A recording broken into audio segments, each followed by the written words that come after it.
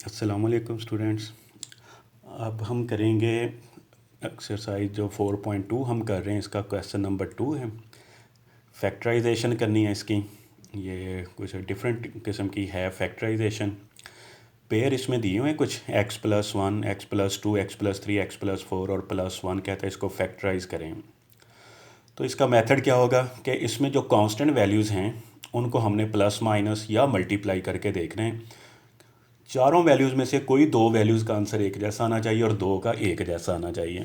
ठीक है, मैं इनको प्लस करके देखता हूँ। जैसे ये 1 है और इसमें 4 प्लस करें तो 5 हो जाएगा, 3+2 करें तो ये भी 5 हो जाएगा। तो इस तरह आपने दो दो वैल्यूज़ इकट्ठी कर लेनी है जिनके आंसर एक जैसे आ रहे हैं। कांस्टेंट के आंसर देखने हमने x+1 और x+4 इनको इकट्ठा कर लिया, फिर x+2 और x+3 ये इकट्ठे हो गए और +1 जो है वैसे ही आ जाएगा। ठीक है, कांस्टेंट को पहले आपने दो दो वैल्यूज़ लेके दो दो पेयर लेके उनको प्लस करना है, माइनस करना है।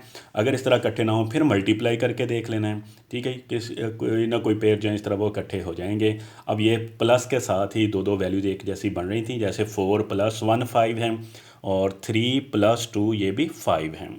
अब इनको मल्टीप्लाई कर लें, पहले दो को आपस में मल्टीप्लाई, तो ये आ जाएगा x²। x को 4 से मल्टीप्लाई 4x, 1 को x से मल्टीप्लाई x और 4 को 1 से 4 आ जाएगा।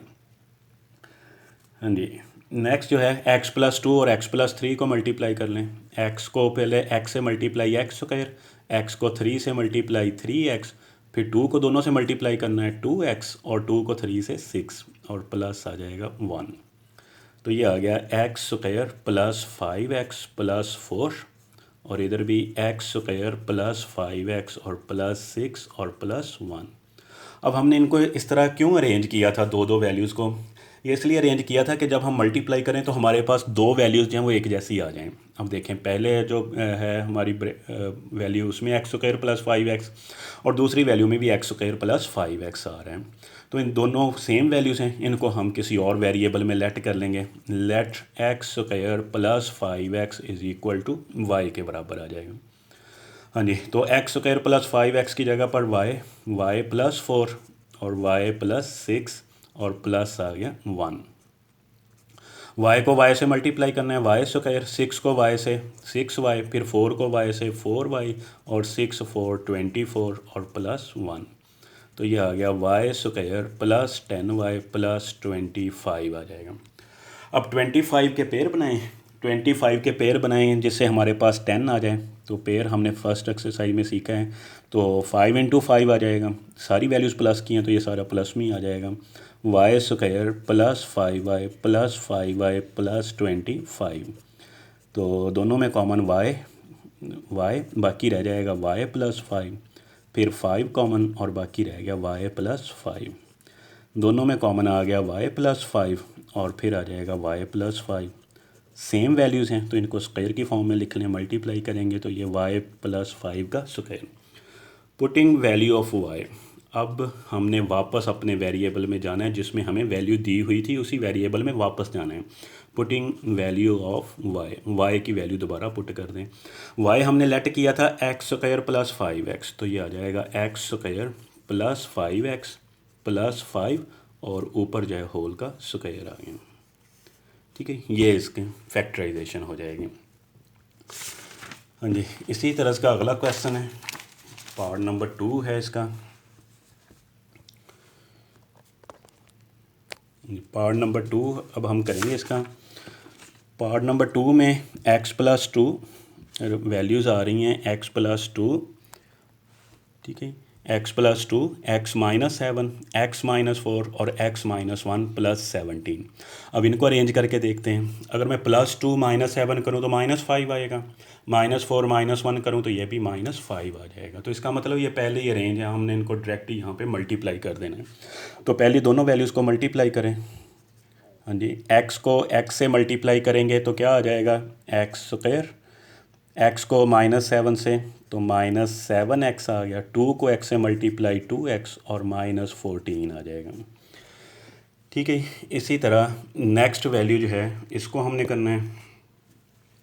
हाँ जी, x को x से x², x को -1 से तो -x, -4x minus minus plus, और 4 को 1 से 4 और प्लस आ जाएगा 17। तो ये आ जाएगा एक्स स्क्वायर -5x माइनस 14 और एक्स स्क्वायर -5x प्लस 4 और प्लस 17 वैसे का वैसे ही आ जाएगा।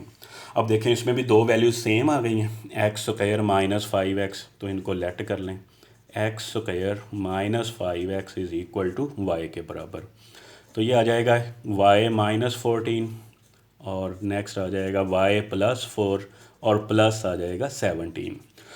y को y से मल्टीप्लाई कर दें, अब वाई स्क्वायर +4y -14y और -14 को 4 से मल्टीप्लाई -56 प्लस 17, तो ये आ गया y स्क्वायर -10y, -56 में से 17 माइनस करेंगे तो -39 आ जाएगा।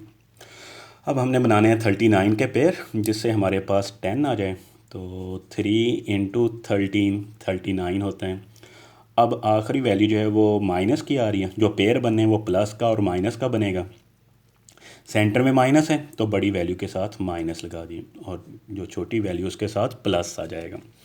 हाँ जी, तो ये आ गया हमारे पास y स्क्वायर +3y और माइनस आ जाएगा 13y -39, y कॉमन, बाकी y +3 -13 कॉमन, y ये माइनस और ये माइनस प्लस हो जाएगा y +3, दोनों में कॉमन आ गया y +3 और बाकी वैल्यू y -13।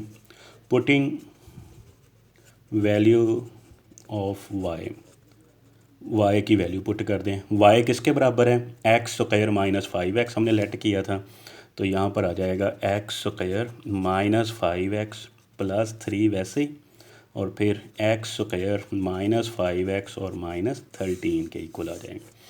ये इसकी फैक्टराइजेशन हो जाएगी। हाँ जी, इसी तरह हमारा है next third part. Third part में है कि 2x स्क्वायर +7x और फिर है +3, 2x स्क्वायर +7x और प्लस है 5 और +1।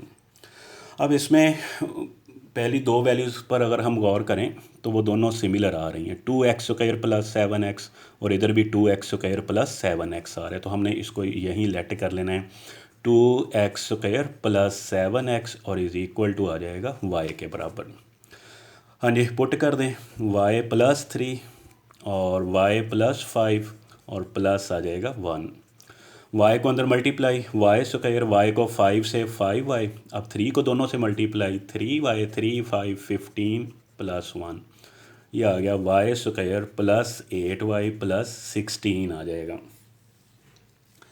हाँ जी, 16 के पेयर बनाएं तो ये आ जाएगा 4 × 4 16, सारी वैल्यूज़ प्लस में ही हैं, y स्क्वायर +4y और +16, y कॉमन, बाकी y +4 और +4 कॉमन, बाकी y +4, दोनों में कॉमन आ गया y +4 और इधर भी आ जाएगा y +4, y +4 को y +4 तो ये स्क्वायर बन जाएगा। पुटिंग वैल्यू ऑफ y, अब जो वैल्यू हमने लेट की थी वो पुट करनी है, क्योंकि हमने उस वेरिएबल में वापस जाना होता है जिसमें हमें क्वेश्चन दिया गया हो। तो y हमने लेट किया था 2x स्क्वायर +7x, ये जो +4 है वैसे ही, और ऊपर इसका स्क्वायर आ जाएगा। ये इसकी फैक्टराइजेशन हो जाएगी।